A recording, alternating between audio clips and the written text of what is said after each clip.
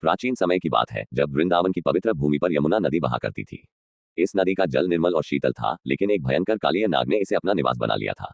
उसकी जहरीली सांसों से नदी का जल विषैला हो गया था। जल में रहने वाले जीव मरने लगे और यहाँ तक कि नदी के पास जाने वाली गाय और पशु भी बेहोश होकर गिरने लगे। वृंदावन के लोग बहुत परेशान थे, लेकिन वे कालिया नाग का सामना करने में असमर्थ थे। जब यह बात कान्हा को पता चली तो वे तुरंत यमुना तट पर पहुंचे। उन्होंने देखा कि नदी का जल काला और दूषित हो चुका था। कृष्ण ने अपने मित्रों से कहा, अब इस संकट का अंत करना होगा।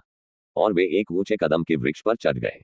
फिर वे एक शक्तिशाली छलांग लगाकर सीधे नदी में कूद पड़े। जल में तेज हलचल हुई, जिससे कालिया नाग जाग गया। वह अपने विशाल फन फैलाए हुए जल से निकला और जोर से फुफकारा। उसकी आंखें क्रोध से जल रही थीं। वह गुस्से में कृष्ण की ओर बढ़ा और अपने भारी शरीर से उन्हें जकड़ने का प्रयास करने लगा। कुछ क्षणों के लिए ऐसा लगा कि नाग ने कृष्ण को पकड़ लिया है, लेकिन तभी श्री कृष्ण ने अपनी अलौकिक शक्ति से स्वयं को मुक्त कर लिया। वे कालिया के विशाल फनों पर चढ़ गए और अपने कमल चरणों से दिव्य नृत्य करने लगे। कृष्ण के प्रत्येक चरण प्रहार से कालिया नाग की शक्ति क्षीण होने लगी। वह दर्द से कराह उठा। भगवान के स्पर्श से जल निर्मल होने लगा और आकाश में देवता उनकी स्तुति करने लगे।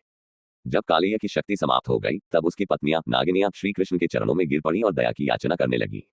वे बोली, हे प्रभु, कृपा कर हमारे पति को क्षमा करें। यह अहंकार में डूबा था, लेकिन अब यह आपकी शरण में है। कालिया ने भी स्वयं को भगवान की शरण में समर्पित कर दिया। श्री कृष्ण ने उसे आदेश दिया कि वह तुरंत यमुना को छोड़कर किसी अन्य स्थान पर चला जाए। उन्होंने उसे वरदान दिया कि उनके चरणों के निशान उसके फनों पर सदा रहेंगे, जिससे गरुड़, जो सर्पों का शत्रु था, उसे कभी नुकसान नहीं पहुंचाएगा। कालिया नाग अपने परिवार सहित यमुना से चला गया। इसके बाद नदी पुनः स्वच्छ और निर्मल हो गई। वृंदावन के लोग आनंद से झूम उठे और श्री कृष्ण की जय जयकार करने लगे। जय श्री कृष्ण।